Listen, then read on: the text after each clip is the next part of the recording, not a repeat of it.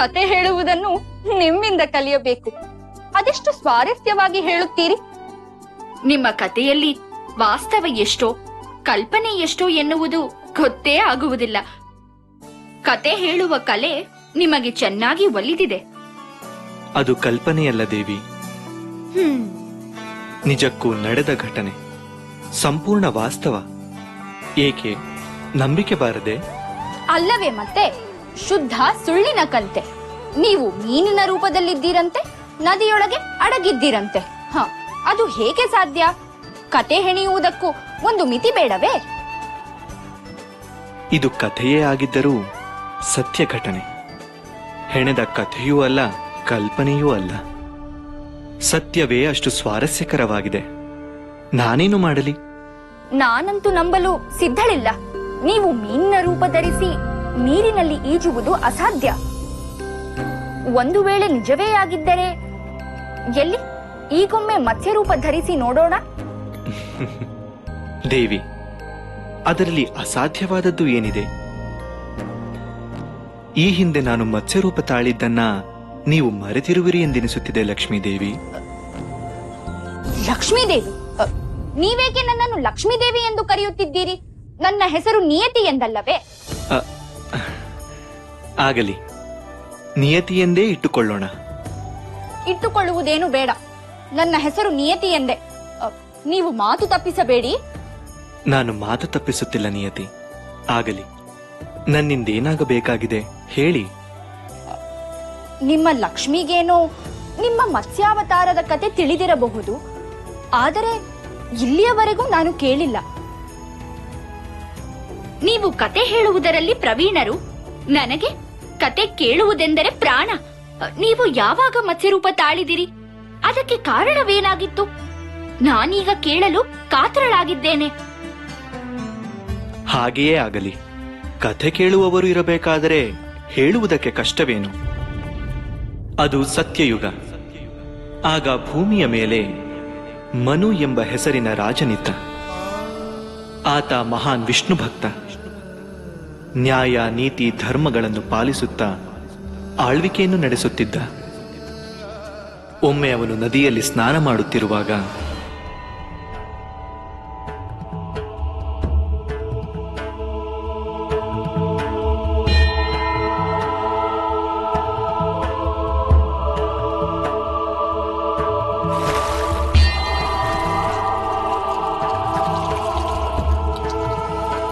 ಓಂ ಆದಿತ್ಯಾಯ ವಿದ್ಮಹೆ ಭಾಸ್ಕರಾಯ ಧೀಮಹಿ ತನ್ನೋ ಸೂರ್ಯ ಪ್ರಚೋದಯಾತ್.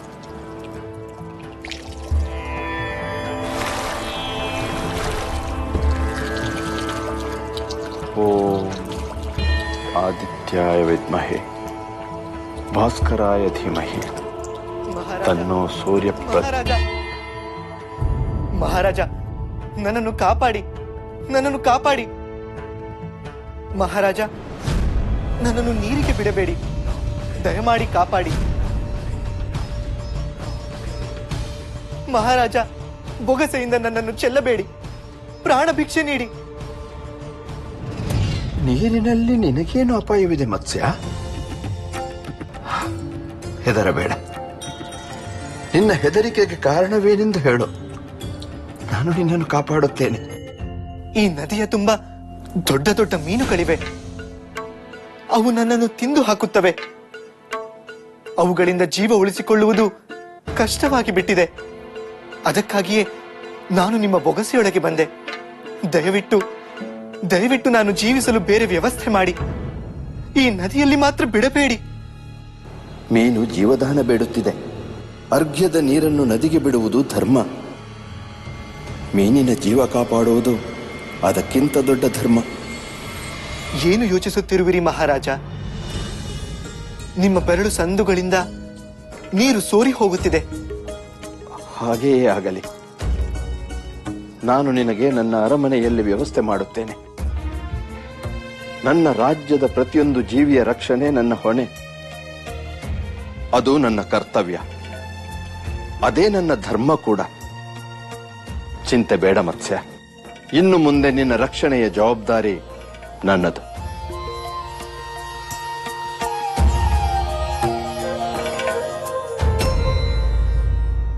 ಮಹಾರಾಣಿ ಶತ್ರುರೂಪ, ಶತ್ರುರೂಪ, ಕೂಡಲೇ ಮಹಾರಾಣಿಯನ್ನು ಕರೆತನ್ನಿ.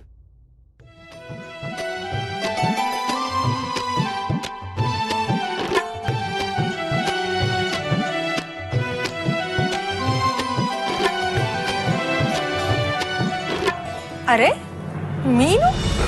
ಹೇಳುತ್ತೇನೆ ಮಹಾರಾಣಿ. ಹೇ ಮತ್ಸ್ಯವೇ, ನೀನಿನ್ನೂ ನಿರಾಳವಾಗಿರಬಹುದು. ನಿನಗಿಲ್ಲಿ ಯಾವುದೇ ಕಷ್ಟವಿರುವುದಿಲ್ಲ. ಧೈರ್ಯವಾಗಿರು. ಸ್ವಾಮಿ, ನೀವು ಮೀನು ಹಿಡಿಯಲು ಹೋಗಿದ್ದೀರೆ?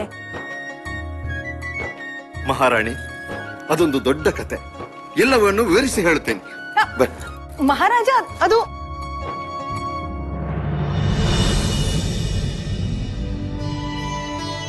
ರಾಜ್ಯದಲ್ಲಿ ಮನುಷ್ಯರು ಮಾತ್ರವಲ್ಲ, ಪ್ರಾಣಿ ಪಕ್ಷಿಗಳು ಕೂಡ ಪ್ರಜೆಗಳೇ. ಎಲ್ಲ ಜೀವಿಗಳು ಸುರಕ್ಷಿತವಾಗಿರುವಂತೆ ನೋಡಿಕೊಳ್ಳುವುದು ರಾಜನಾದ ನನ್ನ ಜವಾಬ್ದಾರಿ. ಮಂತ್ರಿಗಳೇ, ರಾಜ್ಯದಲ್ಲಿ ಯಾವುದೇ ಪ್ರಾಣಿ ಸಂಕಷ್ಟದಲ್ಲಿದ್ದರೆ ಕೂಡಲೇ ಅದರ ರಕ್ಷಣೆಗೆ ವ್ಯವಸ್ಥೆ ಮಾಡಬೇಕು. ಇದು ನನ್ನ ಆಜ್ಞೆ. ಹಾಗೆ ಆಗಲಿ ಮಹಾರಾಜ. ಮಹಾರಾಜರೇ, ಮಹಾರಾಜರೇ, ಮಹಾರಾಜರಿಗೆ ಜಯವಾಗಲಿ. ಸೈನಿಕ, ಯಾಕೆ ಇಷ್ಟೊಂದು ಆತಂಕದಲ್ಲಿರುವೆ? ಕ್ಷಮಿಸಿ ಮಹಾರಾಜ, ನೀವು ತಂದಿರಿಸಿದ್ದ ಮೀನು. ಮೀನು? ಏನಾಯ್ತು ಮೀನಿಗೆ? ಮಹಾರಾಜ, ಆ ಮೀನು ನಿಮಗೆ ಸಂದೇಶ ಕಳುಹಿಸಿದೆ. ಅದು ನಿಮ್ಮನ್ನು ಈಗಲೇ ಕಾಣಬೇಕಂತೆ. ಏನು ಸಂದೇಶವೇ? ಅರಮನೆಯಲ್ಲಿ ಅದಕ್ಕೇನು ಅಪಾಯವಿರಲು ಸಾಧ್ಯ?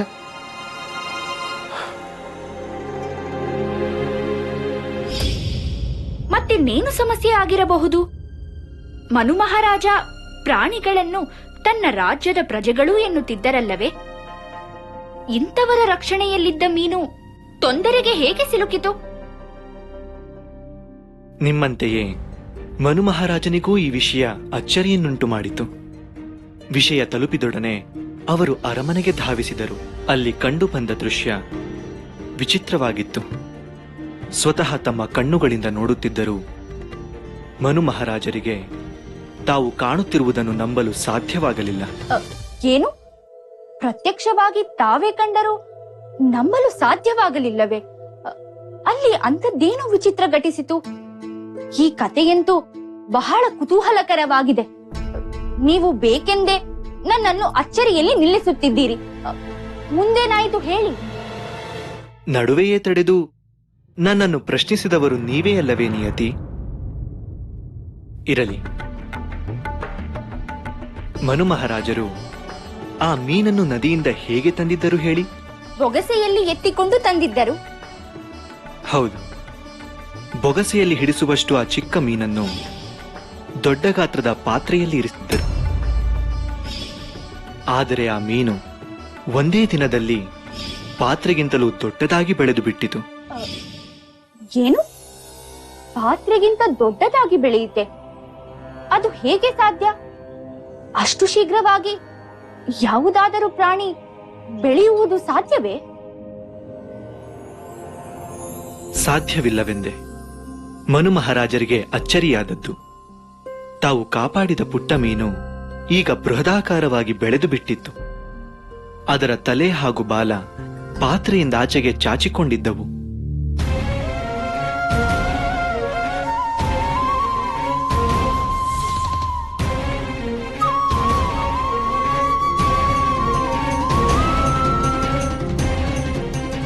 ಮತ್ಸ್ಯ, ಇಷ್ಟು ಕಡಿಮೆ ಅವಧಿಯಲ್ಲಿ ನೀನು ಇಷ್ಟು ದೊಡ್ಡ ಗಾತ್ರಕ್ಕೆ ಬೆಳೆದಿದ್ದು ಹೇಗೆ? ಮಹಾರಾಜ, ಬೆಳೆಯುವುದು ಶರೀರದ ಸ್ವಭಾವವಲ್ಲವೇ? ಶಾಸ್ತ್ರಗಳನ್ನು ಅರಿತವರಾದ ನೀವು ನನ್ನಲ್ಲಿ ಈ ಪ್ರಶ್ನೆಯನ್ನು ಕೇಳುತ್ತಿದ್ದೀರಲ್ಲ, ಬೆಳೆದದ್ದು ನನ್ನ ದೋಷವೇ? ಕ್ಷಮಿಸು ಮತ್ಸ್ಯ, ದೋಷವೆಂದು ಹೇಳಲಿಲ್ಲ. ಬೆಳವಣಿಗೆಯ ವೇಗ ಅಚ್ಚರಿ ತರಿಸಿತು ಎಂದೆ. ಮಹಾರಾಜ, ನೀವು ನನ್ನನ್ನು ರಕ್ಷಿಸುವುದಾಗಿ ಮಾತು ಕೊಟ್ಟಿದ್ದೀರಿ. ನಾನೀಗ ಈ ಪಾತ್ರೆಯನ್ನು ಮೀರಿ ಬೆಳೆದು ಬಿಟ್ಟಿದ್ದೇನೆ. ಉಸಿರಾಡಲು ಸಾಧ್ಯವಾಗದೆ ಒತ್ತಾಡುತ್ತಿದ್ದೇನೆ. ನನಗೆ ಬೇರೆ ವ್ಯವಸ್ಥೆ ಮಾಡುವುದು ನಿಮ್ಮ ಕರ್ತವ್ಯ. ದಯವಿಟ್ಟು ನನ್ನ ಪ್ರಾಣ ಉಳಿಸಿ. ಸ್ವಾಮಿ, ಈ ಮೀನು ಬಹಳ ವಿಚಿತ್ರವಾಗಿದೆ. ಇಷ್ಟು ಶೀಘ್ರವಾಗಿ ದೊಡ್ಡದಾಗಿ ಬೆಳೆಯುತ್ತಿರುವುದನ್ನು ನೋಡಿದರೆ ಮಾಯಾವಿ ಇರಲೂಬಹುದು. ನೀವು ಜಾಗ್ರತೆ ವಹಿಸುವುದು ಒಳಿತು. ಮಹಾರಾಣಿ, ಈ ಮೀನು ದೈತ್ಯನೇ ಆಗಿದ್ದರು, ಮಾಯಾವಿಯೇ ಆಗಿದ್ದರು, ಕೊಟ್ಟಿರುವ ಮಾತಿನಂತೆ ಕಾಪಾಡುವುದು ನನ್ನ ಕರ್ತವ್ಯ. ಮಹಾರಾಜ, ನನ್ನ ಉಸಿರು ನಿಲ್ಲುತ್ತಿದೆ. ನನ್ನ ಜೀವ ದೇಹ ತೊರೆದು ಹೋಗುತ್ತಿದೆ. ನನ್ನನ್ನು ರಕ್ಷಿಸು.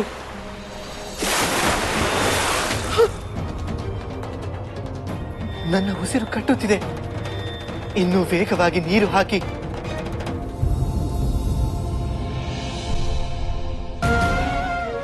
ಅಯ್ಯೋ, ನನ್ನ ಉಸಿರು ಕಟ್ಟುತ್ತಿದೆ. ಇನ್ನೂ ವೇಗವಾಗಿ ನೀರು ಹಾಕಿ. ನನ್ನನ್ನು ಬೇಗ ನದಿಯ ಬಳಿಗೆ ಕರೆದುಕೊಂಡು ಹೋಗಿ. ಸೈನಿಕರೇ, ಈ ಕೂಡಲೇ ದೊಡ್ಡ ಬಾಣಿಯನ್ನು ತರಿಸಿ. ಸ್ವಲ್ಪವೂ ತಡವಾಗಕೂಡದು. ಹೋಗಿ.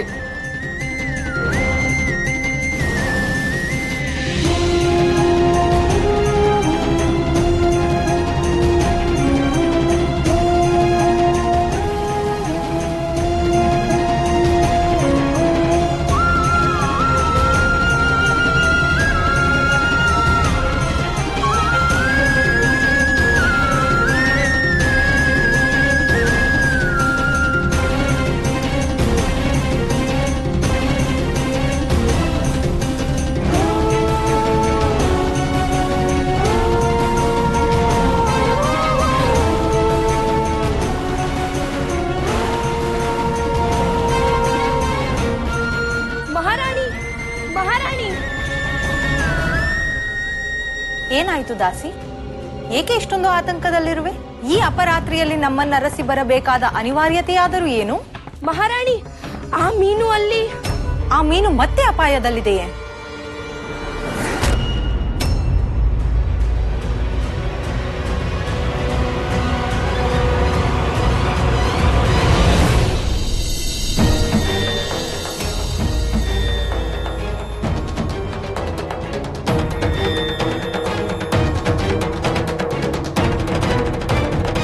ಇದೇನಿದು ಆಶ್ಚರ್ಯ?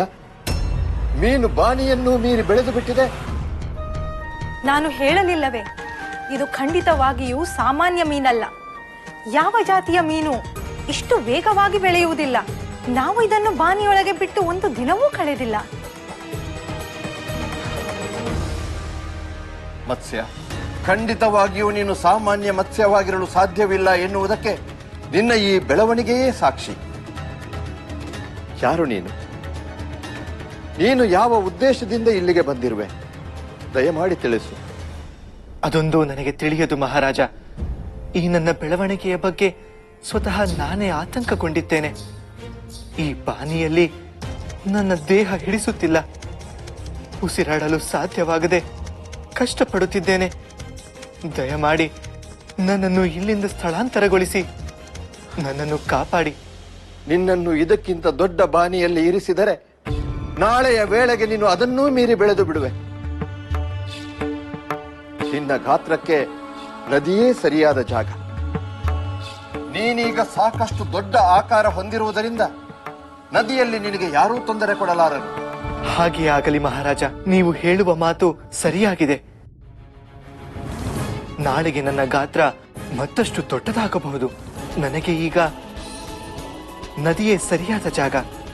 ಆದಷ್ಟು ಬೇಗ ನನ್ನನ್ನು ಅಲ್ಲಿಗೆ ತಲುಪಿಸಿ. ನನಗೆ ಉಸಿರಾಡಲು ಆಗುತ್ತಿಲ್ಲ. ಕೂಡಲೇ ಈ ಮತ್ಸ್ಯವನ್ನು ನದಿಗೆ ಬಿಡಲು ವ್ಯವಸ್ಥೆಯನ್ನು ಮಾಡಿ.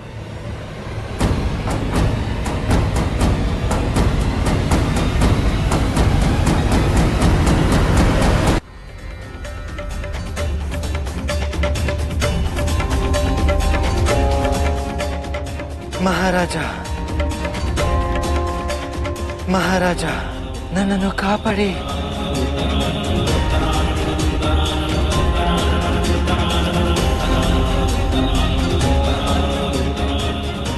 ನನ್ನನ್ನು ಕಾಪಾಡಿ, ನನ್ನನ್ನು ಕಾಪಾಡಿ. ಮಹಾರಾಜ, ನನ್ನನ್ನು ಕಾಪಾಡಿ.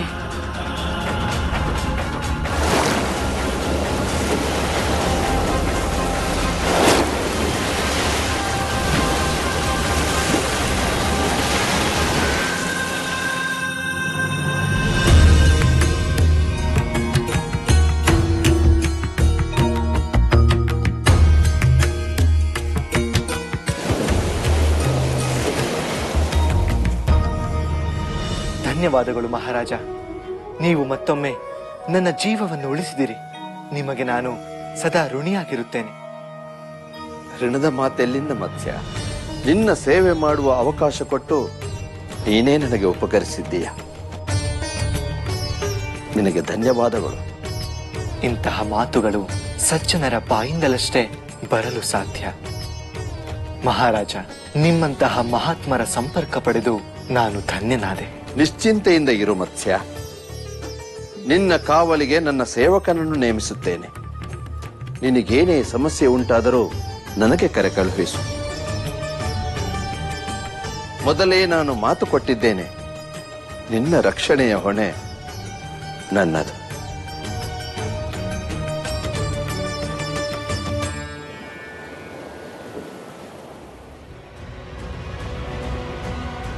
ಮಹಾರಾಜರೇ, ಮಹಾರಾಜರೇ, ಮಹಾರಾಜರಿಗೆ ಜಯವಾಗಲಿ. ನೀನು ನದಿಯ ಬಳಿ ಕಾವಲಿಗಿದ್ದವನಲ್ಲವೇ? ಏಕಿಷ್ಟು ಅವಸರದಲ್ಲಿ ಬಂದಿರುವೆ? ಆ ಮೀನಿಗೇನಾದರೂ? ಹೌದು ಮಹಾರಾಜ, ಆ ಮೀನು ಮತ್ತೆ ತೊಂದರೆಗೆ ಸಿಲುಕಿದೆ. ಅದು ನಿಮಗೆ ಕರೆ ಕಳುಹಿಸಿದೆ. ಅದರ ಗಾತ್ರ ನದಿಯನ್ನು ಮೀರಿ ಬೆಳೆದಿದೆ. ಆ ಮೀನು ಗುಟುಕು ಜೀವ ಹಿಡಿದುಕೊಂಡಿದೆ. ತಾವು ಕೊಟ್ಟ ಮಾತಿಗೆ ತಪ್ಪಬಾರದೆಂದು ಮೀನು ಹೇಳಿ ಕಳಿಸಿದೆ. ಮಾತು ತಪ್ಪುವುದು ಅಸಂಭವ. ಈಗಲೇ ಆ ನದಿಯತ್ತ ಹೊರಡೋಣ, ನಡೆ.